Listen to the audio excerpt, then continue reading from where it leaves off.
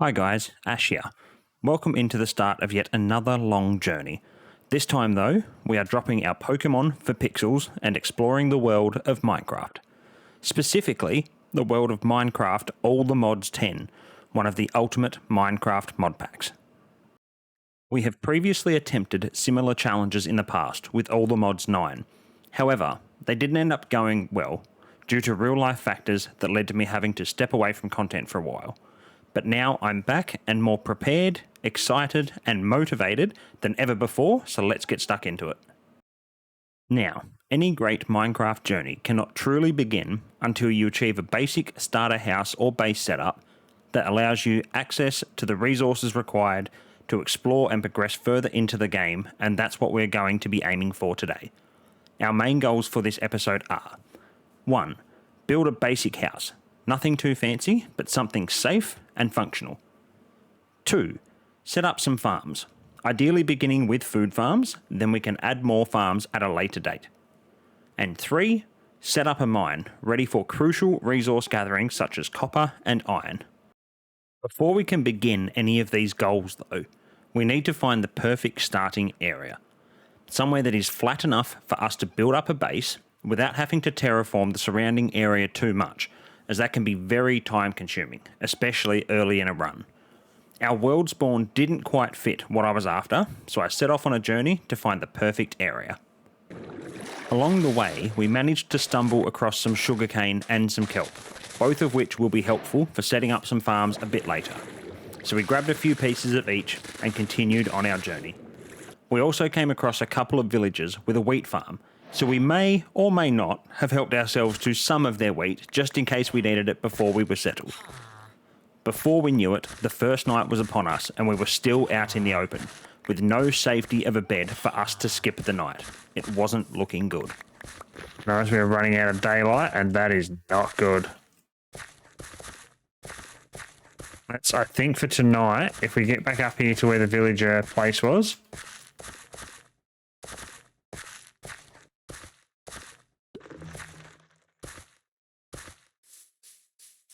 We can probably pinch one of their beds while we're in here. Just to get through the night.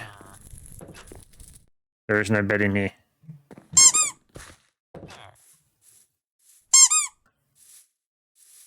That's not very good. After running for what felt like forever, dodging zombies, skeletons, and spiders, we managed to make it to the safety of a village. I promptly barged into the first villager house I seen, asked them nicely to move over, and got comfy in their bed for a good night's sleep. Upon waking up and having a good stretch, I was immediately met with a skeleton hiding from the sun just outside of the house. Armed with nothing but a couple of pieces of bread, I crept outside and proceeded to slap the skeleton hard enough to knock him out into the sunlight, its natural enemy. He didn't seem too fond of this, however, as he charged his way to the door of the house I was still hiding in. The villagers were far too kind though, opening the door to let the skeleton in while I was casually viewing my map. You can imagine my surprise when I come out of the map just to be within licking distance of the angry skeleton. Thankfully, I still had my trusty bread in hand and was able to finish him off, barely hanging on with 1.5 hearts. I promptly ate the loaf to destroy the evidence, stole the bed I slept in, and ran away, looking for my forever home. After a bit of running, I come across another village, this time in a swampy sort of area. I did some running around, a little bit of looting, and not much else. Just as I was running out of the village, I decided to check the map again, just to realise the biomes weren't really changing. It was still a bunch of foresty areas, lots of hills, which would mean lots of terraforming, and I just wasn't prepared enough for that this early into the run. So I made the decision to run all the way back to spawn and start a journey in the opposite direction to see if they were any better. After a massive journey back towards the start, another night was closing in. It took a bunch of jumps, dodges, and some stray arrows that hit for me to find a quiet enough spot on the edge of a ledge for me to be able to place the bed I took from the first village and sleep, allowing me to continue exploring without the stress of the nighttime mobs hunting me down.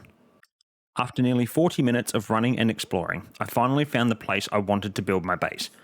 It was reasonably flat with only some very slight digging to do, was reasonably close by another village, had a ruined nether portal nearby, and backed onto the ocean, allowing for easy kelp farm setups. It was perfect.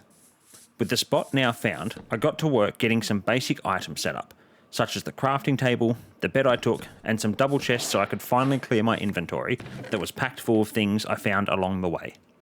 We began by clearing a little bit of the excess dirt out from around where we were going to build the house, just to give us some additional room around the back of the build. The decision was then made to use the archwood planks, as we had an excess amount of those from clearing the first tree. It wasn't going to be a pretty house, but it was going to be functional, which is all we needed it to be. I got to work laying out the base of the walls, made sure we had enough room, then continued to build the rest of the house. It wasn't until I was ready to start building the roof that I realised one key thing we were missing: light. We had no torches and currently no furnace to burn the wood to make some. The house building had to be put on hold until such time we were better equipped to deal with the darkness we would create by covering ourselves with the roof. I went to the random ore chunks alongside the house and mined the non-ore blocks to use for my furnace. We began burning some wood for charcoal and made ourselves a bucket in preparation for the farms. After some consideration, I decided to terraform some more of the dirt at the back of the building and put our farms there. That way, when we had some spare time, we could look to expand the house a bit and have the farms inside where they would be safe and away from the mobs.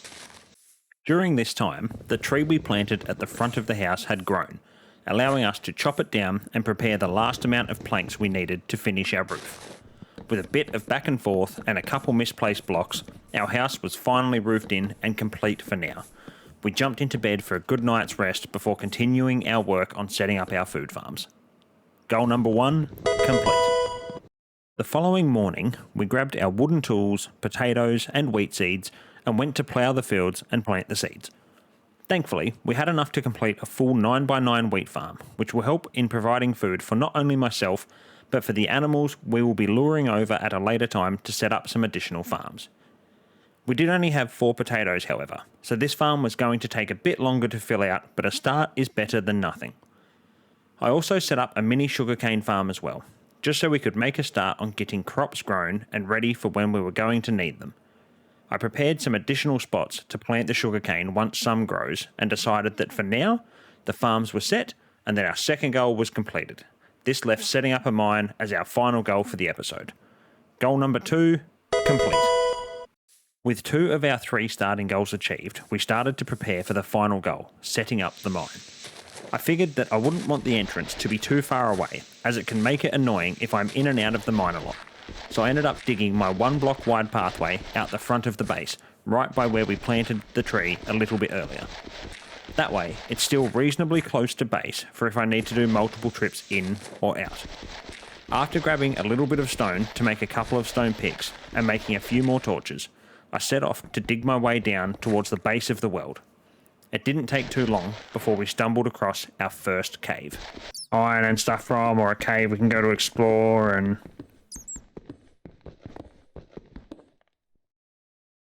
speaking of,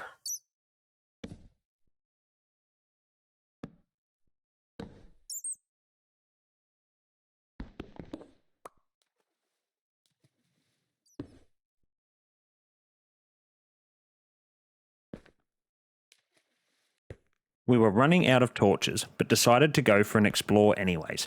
The cave itself didn't go too far, which was handy, but we were able to get some solid resources out of it, including a bunch of iron and coal. Once the cave was explored, I settled on a spot to continue digging the mine down. The torches didn't last much longer, however, so I made a quick trip to the surface to make some more and then went straight back down to keep on digging. While down in the mine, I set up a couple small pathways at the optimal levels for iron and lapis, 2 of the main resources we will need, ready for me to mark them out with signs so I don't forget what they are for. I haven't dug them out much yet, but the goal was just start the mine, which I feel like we have done. So that's another completed goal, and our list for this episode is now complete. So goal number 3 completed. With all of our goals done, that's where we'll leave it for this episode.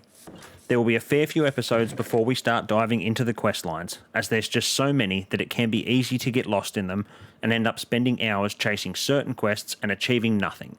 However, we will touch on them eventually, once we are better set up and equipped to target specific quests and packs.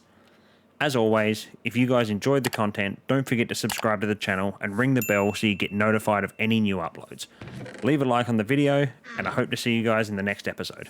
Bye for now.